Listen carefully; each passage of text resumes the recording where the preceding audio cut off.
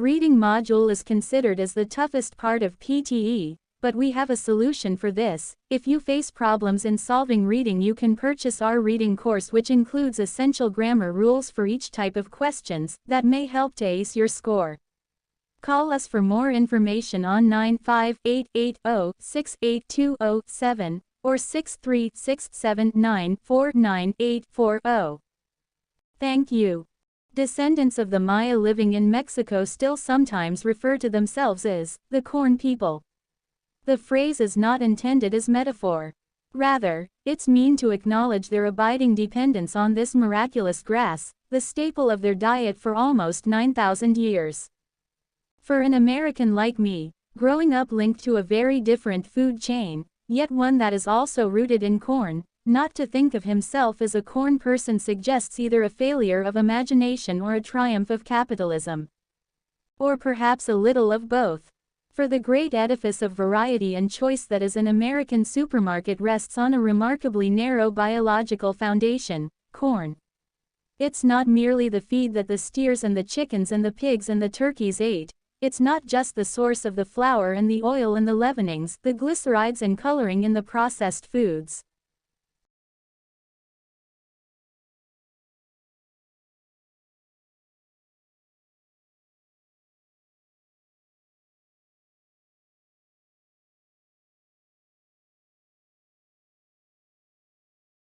The precise relationship between fiction and life has been debated extensively.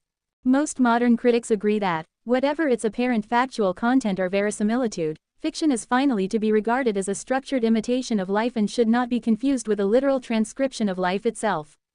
While fiction is a work of the imagination rather than reality, it can also be based closely on real events, sometimes experienced by the author. In a work of fiction, the author is not the same as the narrator, the voice that tells the story. Authors maintain a distance from their characters. Sometimes that distance is obvious. For instance, if a male writer tells a story from the point of view of a female character. Other times it is not so obvious, especially if we know something of the author's life and there are clear connections between the story and the author's life.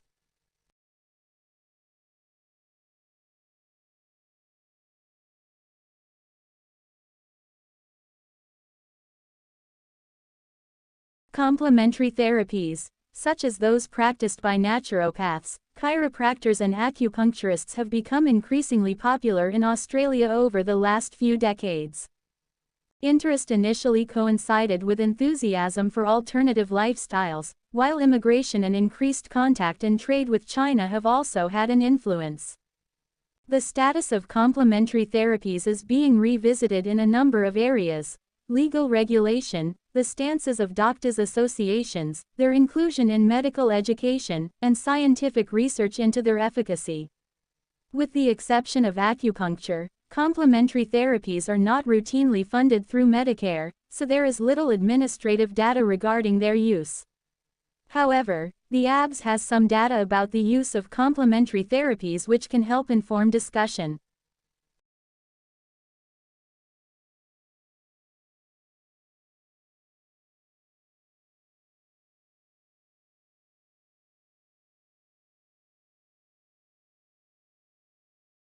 Allergies are abnormal immune system reactions to things that are typically harmless to most people. When you're allergic to something, your immune system mistakenly believes that this substance is harmful to your body. Substances that cause allergic reactions, such as certain foods, dust, plant pollen, or medicines, are known as allergens. In an attempt to protect the body, the immune system produces the antibodies to that allergen. Those antibodies then cause certain cells in the body to release chemicals into the bloodstream, one of which is histamine. The histamine then acts on the eyes, nose, throat, lungs, skin, or gastrointestinal tract and causes the symptoms of the allergic reaction. Future exposure to that same allergen will trigger this antibody response again. This means that every time you come into contact with that allergen, you'll have some form of allergy symptoms.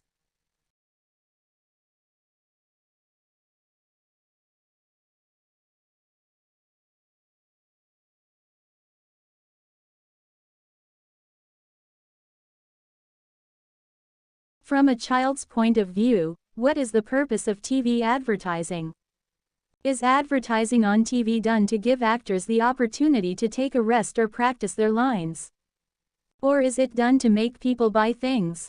Furthermore, is the main difference between programs and commercials that commercials are for real, whereas programs are not, or that programs are for kids and commercials for adults?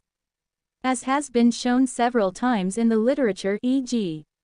Butter et al. 1981, Donahue, Henk, and Donahue 1980, Macklin 1983 and 1987, Robertson and Rossiter 1974, Stevens and Stutz 1982, some children are able to distinguish between programs and commercials and are aware of the intent of TV advertising, whereas others are not.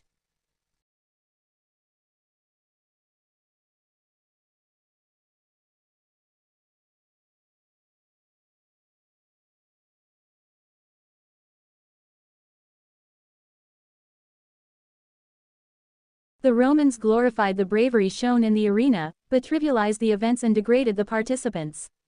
Mosaic pictures of executions and combats, graphically violent to our eyes, were displayed in the public rooms and even dining rooms in the homes of wealthy Romans. How can the viewer today possibly understand such images? Until fairly recently, modern authors writing about the arena minimized its significance and represented the institutionalized violence as a sideline to Roman history. The tendency was also to view the events through our own eyes and to see them as pitiful or horrifying, although to most Romans empathy with victims of the arena was inconceivable. In the past few decades, however, scholars have started to analyze the complex motivations for deadly public entertainments and for contradictory views of gladiators as despised, yet beloved hero slaves.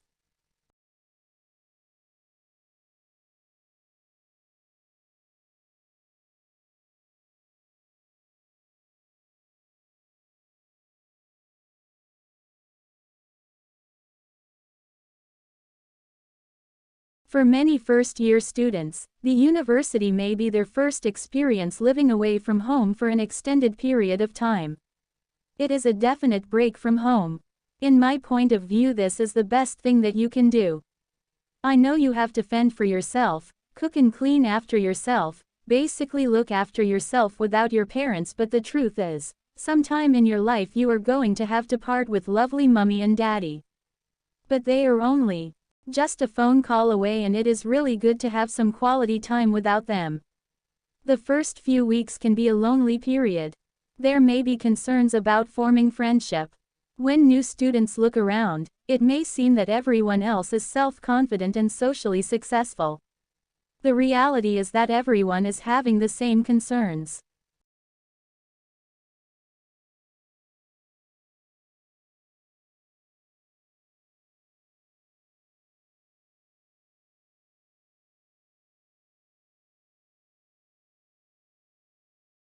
What is a country, and how is a country defined?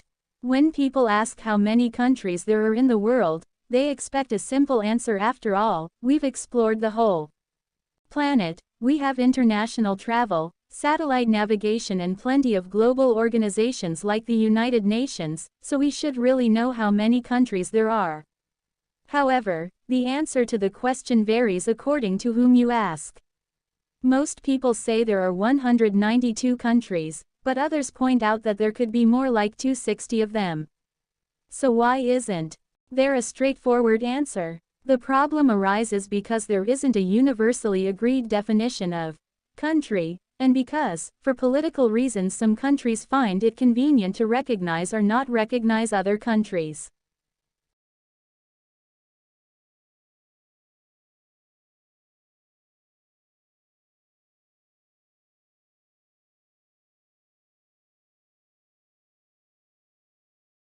An eccentric mix of English, German and French has entered Japanese usage with grand abandon. A career woman is a career woman, and a mansion is an apartment. This increasing use of katakana, or unique Japanese versions of Western words, and the younger generation's more casual use of the Japanese language have prompted Prime Minister Junichiro Koizumi to worry that these new words may not be understood by a wider audience. As a result, a government panel is proposing to publish a manual on how to speak proper Japanese. Foreign words became Katakana Japanese because no existing Japanese words could quite capture a specific meaning or feeling.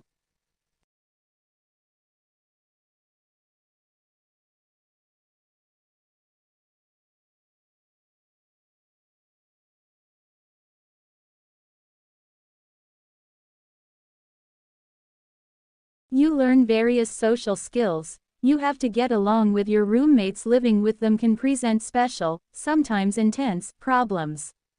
Negotiating respect of personal property, personal space, sleep, and relaxation needs can be a complex task. The complexity increases when roommates are of different backgrounds with very different values.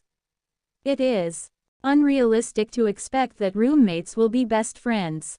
Meaningful, new relationships should not be expected to develop overnight. It took a great deal of time to develop intimacy in high school friendships. The same will be true of intimacy in university friendships.